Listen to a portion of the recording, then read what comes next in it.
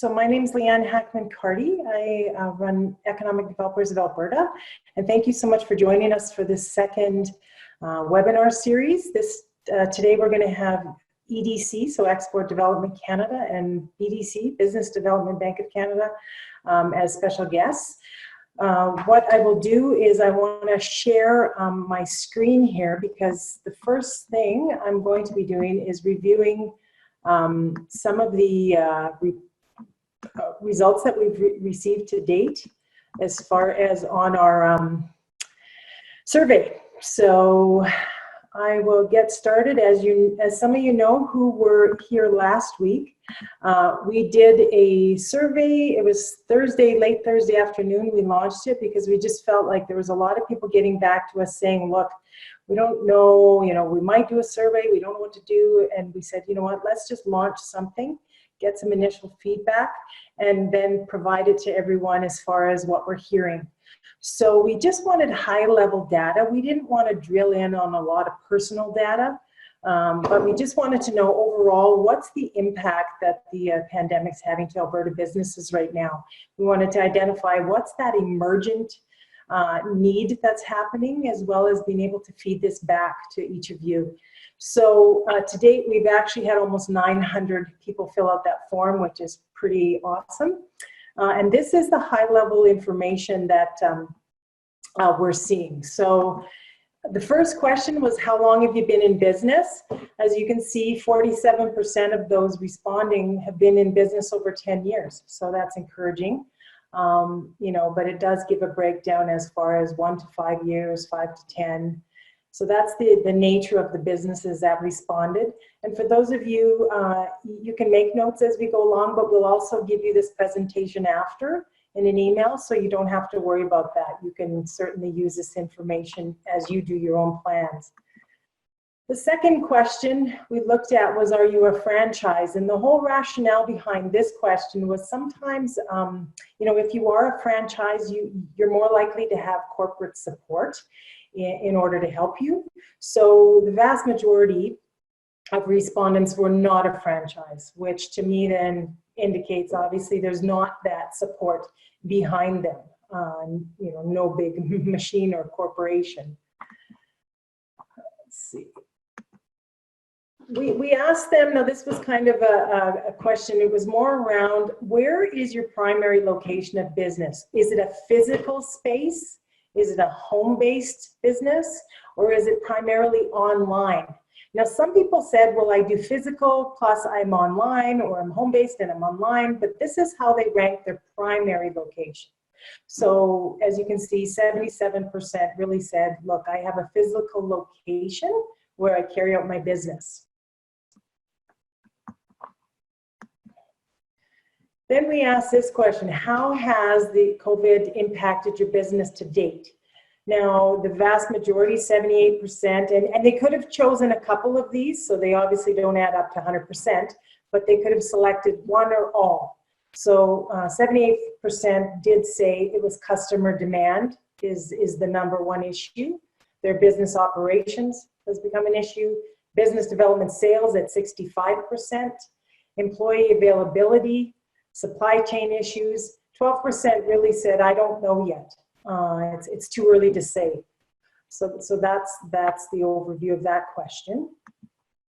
Then we asked, do you have employees? And we gave them 3 different categories to go through. We said, #1, I'm the business owner and I actually have employees. So that was the vast majority, that was 54%. 31% said they're self-employed and they're the only employee. And then 15% said they're self-employed and they have no employees. So when you look at that chart and say you add together, 69% of those who responded actually have employees. Then we asked, okay, so what's the status of your employees? 40% have already laid some employees off. 34% said we're open with full staff. And then 26% say, I will be laying off employees. So, once again, you're looking at 66% have already laid some off or are going to be laying some off. Then we asked, do you have an employee assistance plan? And this was really anything to support your employees as they transition into part-time or unemployment. 45% said no, 26 yes, and 29% said no at that point. We asked them around insurance, and I got once we launched the survey, I had 2 or 3 emails back to me saying, why are you even asking the insurance question? There's not going to be insurance. You're setting people up for failure. And I said, actually, there's a rationale behind this question as well. When we did work in High River in the floods, a lot of people said to us, boy, I wish I had my business burnt down. And we said, why? And they said, because I have no insurance. And then in Fort Mac, you know, people were saying, you know, thank goodness, in that case, they had insurance. What I've managed, and unless, you know, others of you have this information, what I've found is there will be no insurance on this particular type of disaster. But my point behind this question is to get businesses understanding that if you're counting on insurance in your business, in this instance, you may want to check now and make sure you know what you're covered for, because most likely you're not going to be covered. I just think it's important for businesses to know now exactly what their options are going to be so they can make wise decisions. And so that is why we put that question in there. And you may want to do the same with your businesses. Then we asked, can your business model be adapted to service customers without physically being open? This one's a bit of a, you know, disturbing stat, because you look at that, 60% of businesses said, I can't adapt my model. If I can't physically be in my space, I'm not going to be able to do my business. And so, you know, that if they are able to look at other options, that's great, but that's what they're telling us, that they won't be able to operate.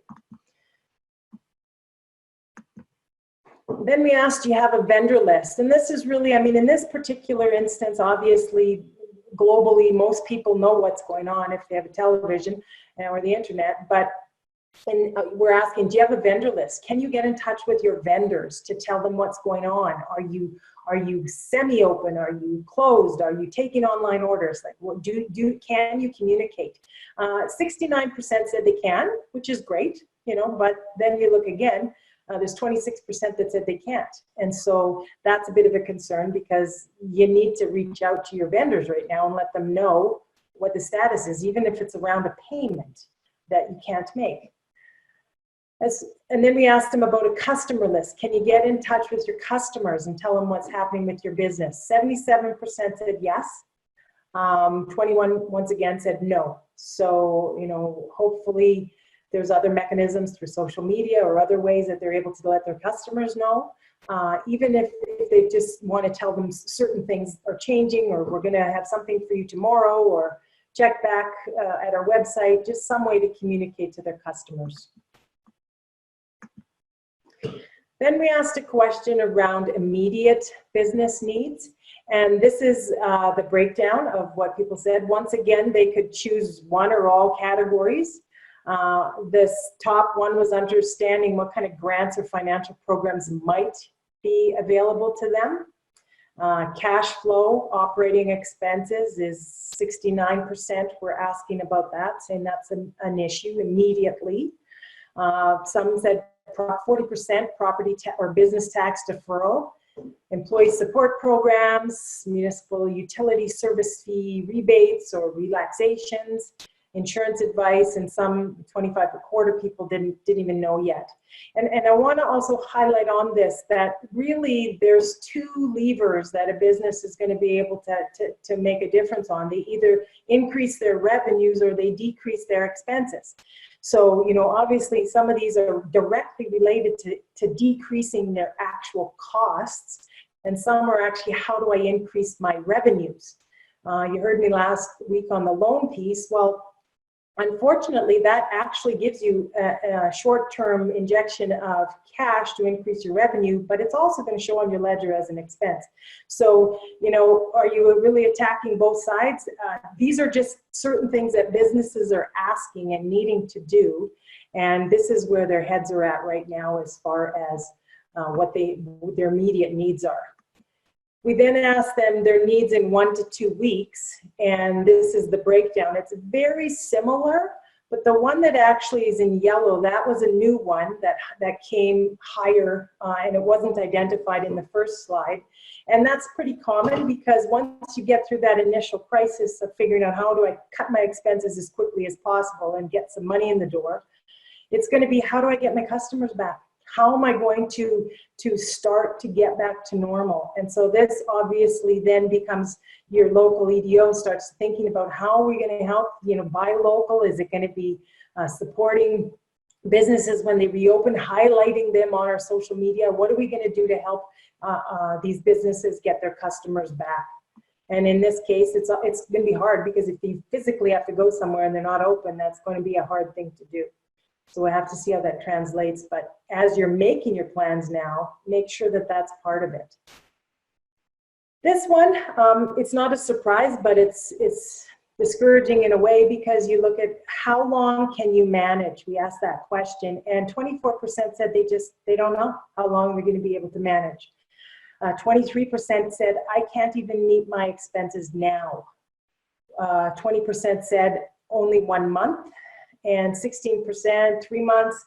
But overall, you know, when you look at that, you know, 43% of them are saying less than a month.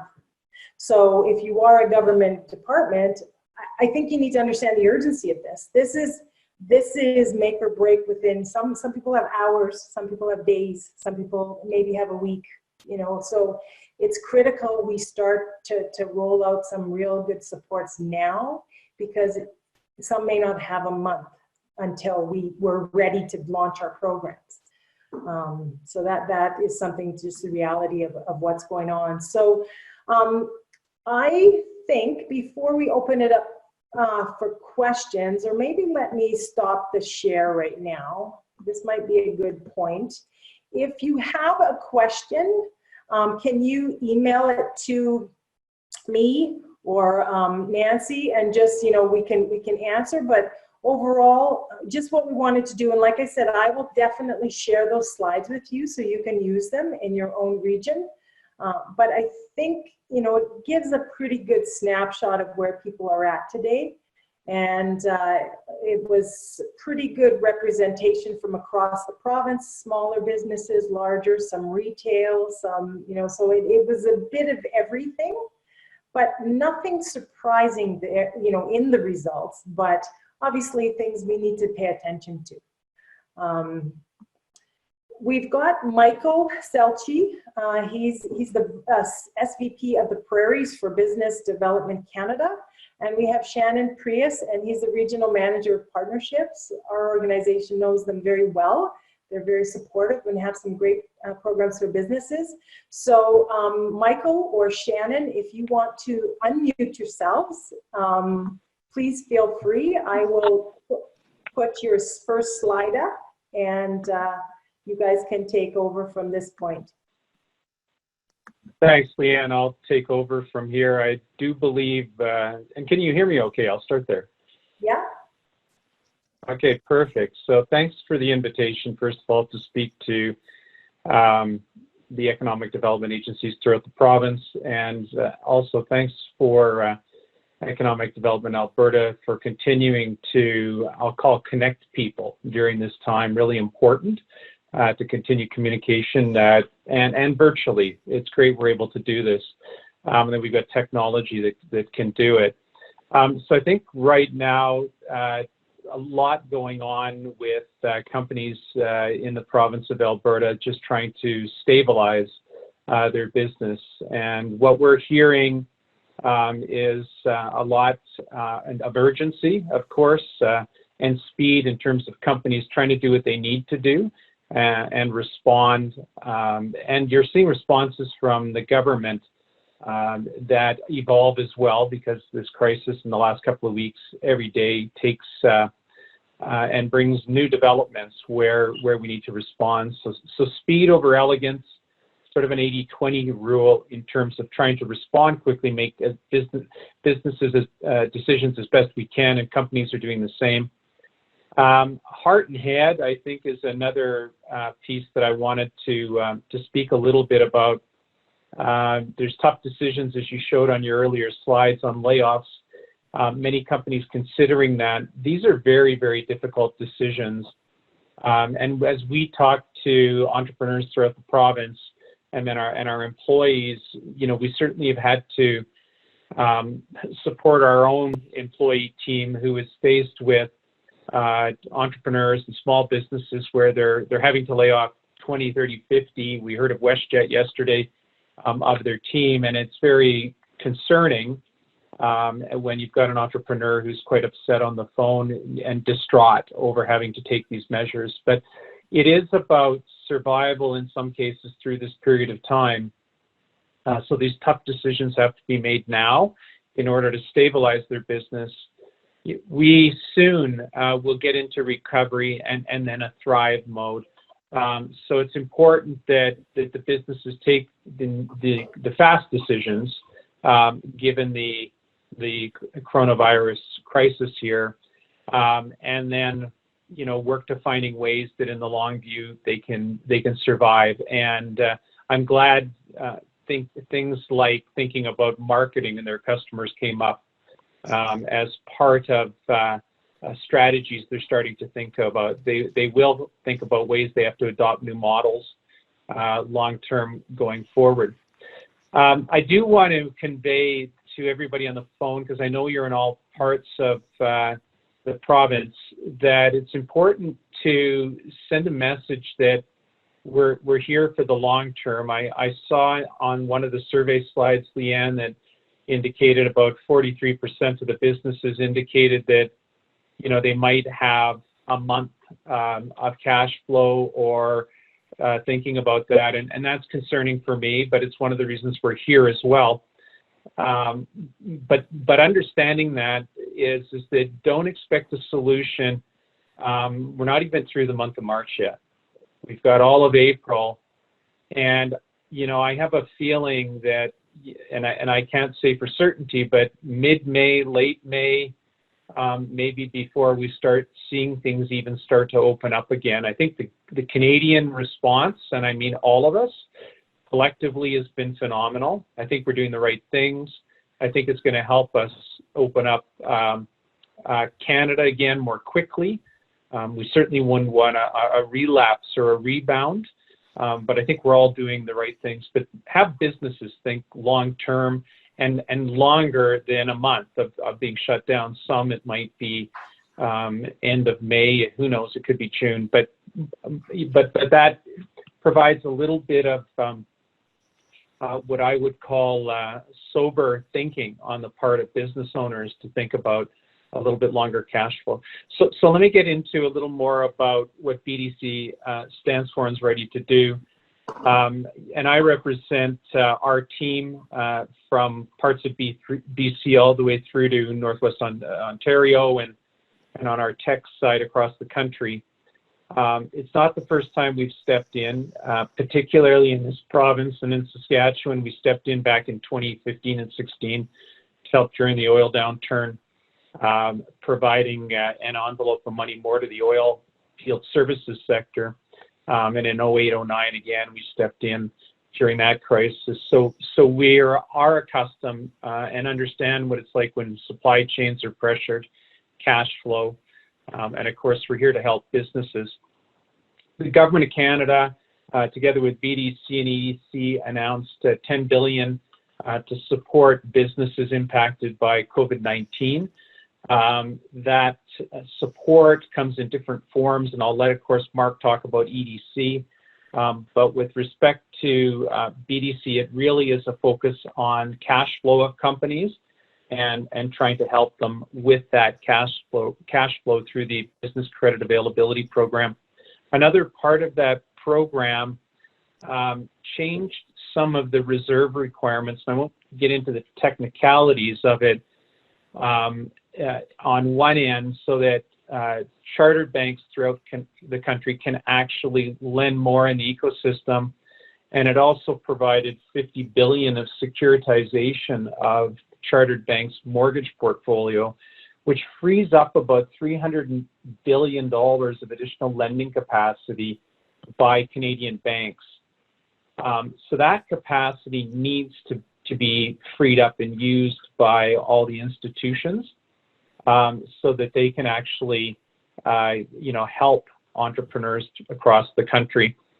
The government also, at both municipal levels, provincial, federal levels, have deferred tax payments, which I think also will help. These tax deferrals, in most cases, are 6 months, I think, which will provide some relief. So our ask is, because there are only a limited number of BDC people, there's 1.2 million Canadian businesses out there. We're trying our best, but we actually have a loan volume through our online finance group right now that exceeds our normal annual volume.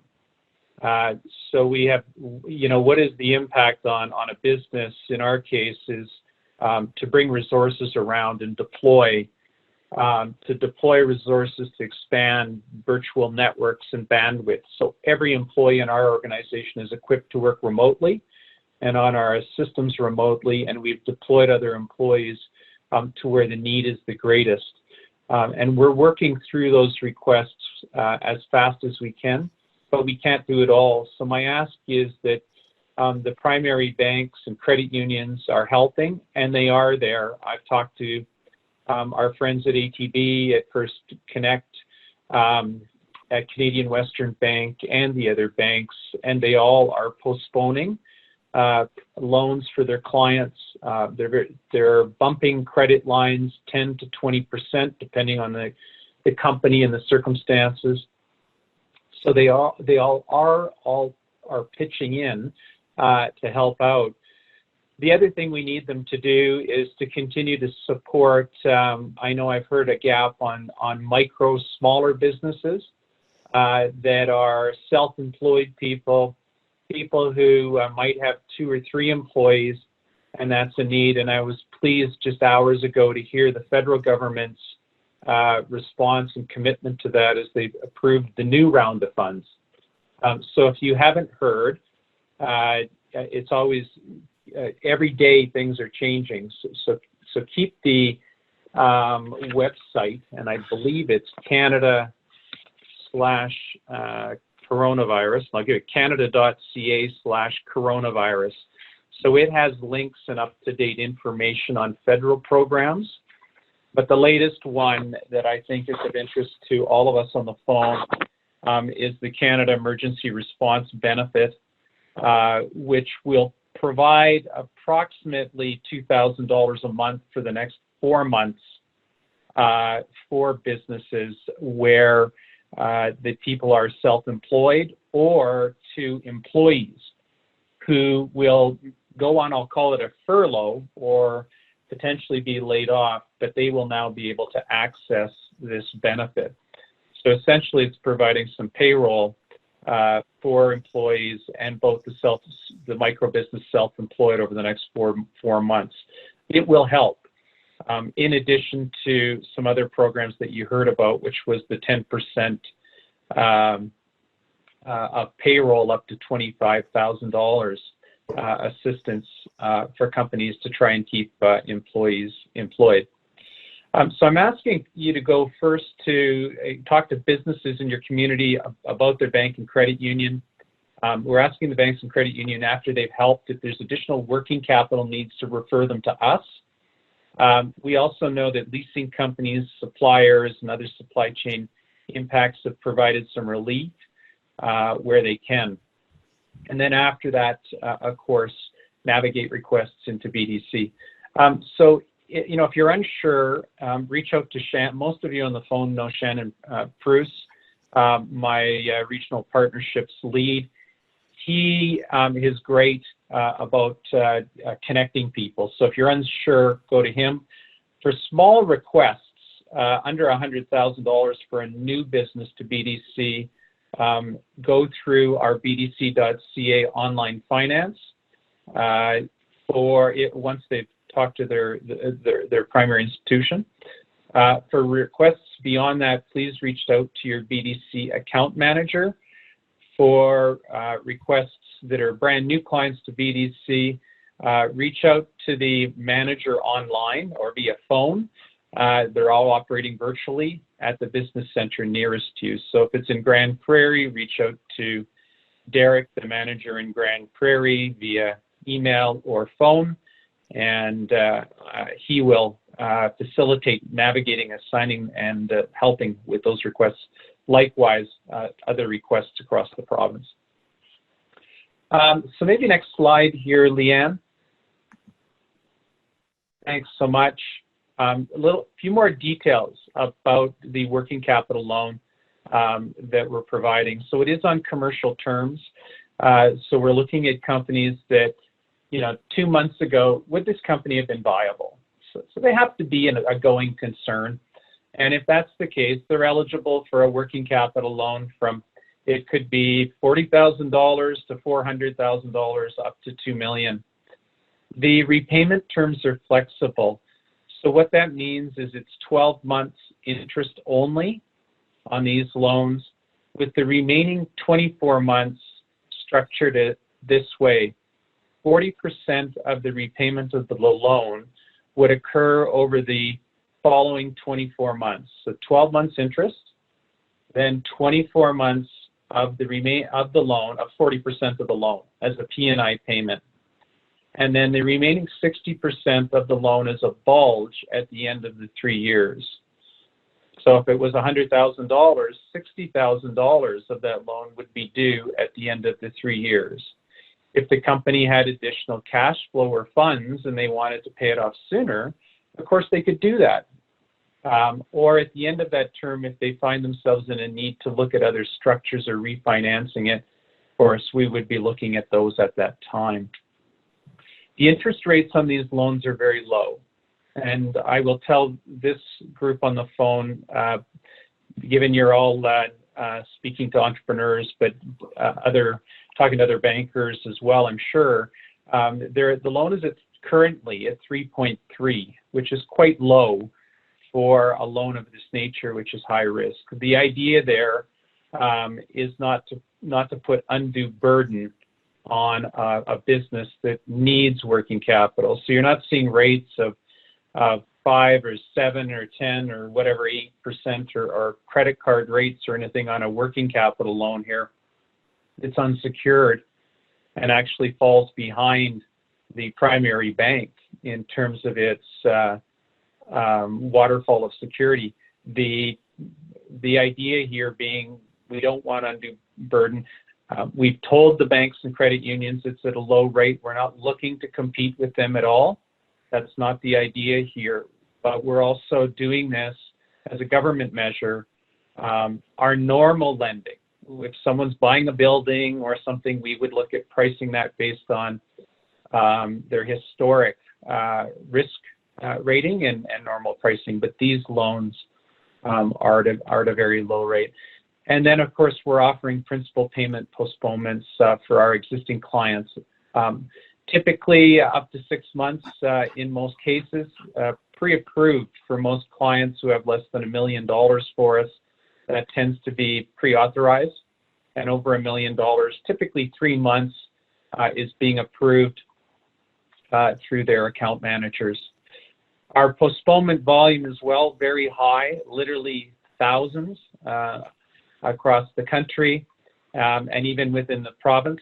And what I was seeing last week is the volume of requests growing and us not being able to keep up to it. And as I looked this morning, we're narrowing that. So the approvals, or not, it's just a matter of us getting to the volume, is starting to narrow to where we're getting closer to 50% in the queue and 50% approved. So that cash flow help is coming quicker on the postponements. The working capital loans take a little bit longer. So I'd like to, first of all, thank you again for the opportunity. I think we're doing as much as we can to extend right now. I do believe more measures will come, some in specific sectors. I think you'll see some help because there are sectors in Canada that are, and large sectors that are going to need some additional capital and help from the government. I don't know what form all of that will take, but I think it's important that we continue to communicate and help wherever we can. So I'll turn it back to you, Leanne, at this point, and I'll take questions now or later, or we'll go to Mark. Yeah, why don't we go to Mark, and then I'll be able to get back to my other screen, and then I'll look for questions. So if you have questions, Nancy Toombs will be kind of moderating them, looking at, if there's trends, if there's questions. Obviously, too, if Michael, you and Shannon want to even just text me as to an email where people can get more information, I can let everyone know, and as well as Mark after. I don't want to inundate your mailboxes, but if you're the contact, let me know so I can let others know. So we'll circle back to any questions on BDC's program, but I'd also like to thank Mark Livingston. He's the Regional VP for Export Development Canada, or better known as EDC. We've had a good partnership with EDC at our conference and other things throughout the year. So Mark, thanks for taking the time to join us and tell everybody about your programs. Great. Can I just do a sound check first, Leanne? Yeah, I can hear you. Hopefully it's coming through loud and clear for everybody. So thanks for the introduction, Leanne, and obviously the opportunity to participate in this meeting today. We obviously jumped at it given the invite as soon as we could. I'll keep this concise. I think, Michael, thank you for the broad context, I think setting the stage nationally, not just on BDC standpoint, but just how I think government institutions are working collaboratively across the spectrum to react to what's going on. So again, for those folks who maybe aren't as familiar with Export Development Canada, we are Canada's export credit agency. As such, we work predominantly with companies of all sizes across all sectors who are doing business internationally, who are soon to be doing business internationally, aspire to do business internationally, and that really falls within our mandate. I will say, our reaction to COVID and everything else that's happening also falls under the Business Credit Availability Program, BCAP. I will say as well that while our initial focus is supporting our existing exporting clients, that our support isn't necessarily limited to just that group of companies today. So it is going to require a little bit more exploration. Specifically, how are we, what's our first reaction and provision of support for Canadian companies and entrepreneurs? And I will say our first wave of communication, which really just came out at the beginning of this week, is specific to the small, mid-size companies that do exist in Canada. And so while our initial reaction with our existing clients would be to provide flexibility with respect, and this would go across all of our commercial financing, insurance, and bonding solutions. We have a number of different financial services that are available, but we are obviously providing relief of at least 6 months initially on things like capital sort of principal repayment, interest deferrals, fee deferrals, in an attempt to provide some liquidity and working capital benefits to those existing customers. Part of our strategy in what we're calling phase one here is to deal with this liquidity support. And as I think your slides, Leanne, indicated, this is a priority. This is front and center on people's minds, short-term, mid-term, and possibly even long-term. Our reaction has been with respect initially to the liquidity side of the problem in the market. So again, in addition to some of the existing services that I've mentioned, our BCAP initial program for support is in working with 38 financial institutions across Canada. I can't emphasize enough that whatever type of support we as an EDC need to provide, that it has to be done in collaboration with bank, credit union, other financial service intermediary partners as a means to get out to the market, to make this simple and easy, but to accelerate sort of the coordinated delivery of these services, to more Canadian companies sooner. That is absolutely our intent. We can't do it alone. We don't have the capacity nor the bricks and mortar structure. We've got to do it through our partners. That would include collaboration or alignment with partners like BDC, recognizing we typically focus on companies who are doing business international, BDC largely on a domestic basis. That said, we need to be able to flex and coordinate to companies and make sure we're providing that service and support more effectively. So what we announced as part of a phase one earlier this week was bank support or access to working capital or cash flow financing, up to $5 million Canadian. This is done again in conjunction with 38 different financial institutions across Canada. We, of course, have amended and have worked with these institutions to open up the risk rating to ensure that we are recognizing situations for what they are. Michael talked a little bit about viable, companies and organizations. So taking a similar approach, we're looking to accelerate and streamline the due diligence and underwriting process as well. But this is a unique approach, probably first time that EDC has done this with our financial institution partners, giving them some autonomy and authority to take that underwriting, under their responsibility, again, as a way to try and appeal and get more financial service and support out sooner. So that is the first announcement that we've made. There's the option for self-declaration around whether you're an existing direct or indirect or future exporter as well. So I would say there's some variability as to who might be able to access and receive the type of support, through this particular initiative. But I will also reiterate what Michael has said as well, that this was the initial support. There are going to be cascades of announcements as we continue to deploy this capital that has been allocated from the federal government.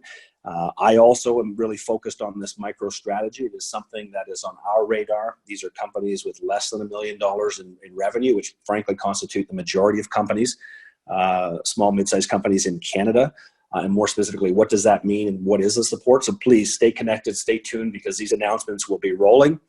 And the last thing I will say is, as well, is that there will be, under evaluation, are sectoral initiatives. I myself am sitting, front and center on a project team specifically related to the energy sector for Canada, more specifically EDC's case for support in placement of capital into the energy sector as well. And there will be more coming on that. So, Leanne, I'm going to pause there.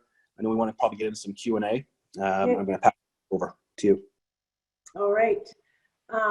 We'll flip these on just so you've got BDC and EDC's websites, so you can refer to their information as well. That's our EDA website, and IEDC, so the International Economic Development Council.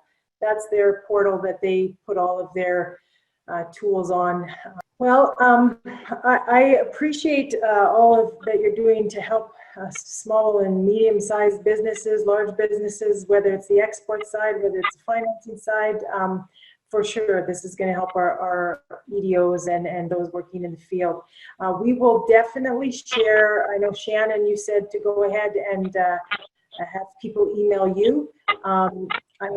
Shannon, if you can just say what your email is, because I've lost it on my chat screen. So if you're able to unmute yourself.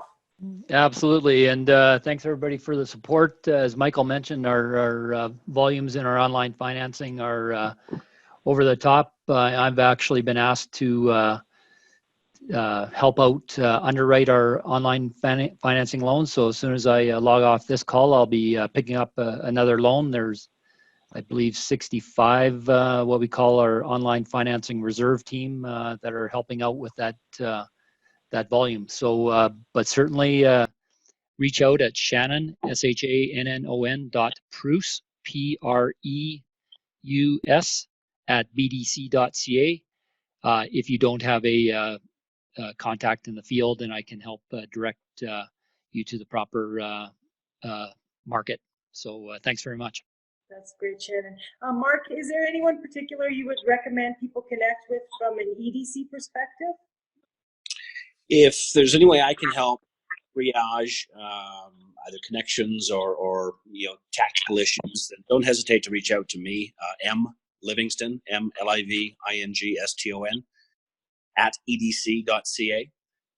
If you want to put somebody into the queue that is program or request specific, I would strongly urge you to use support @edc.ca, where again, the volume is certainly built up. We continue to increase staffing, but that is the fastest queue to direct program support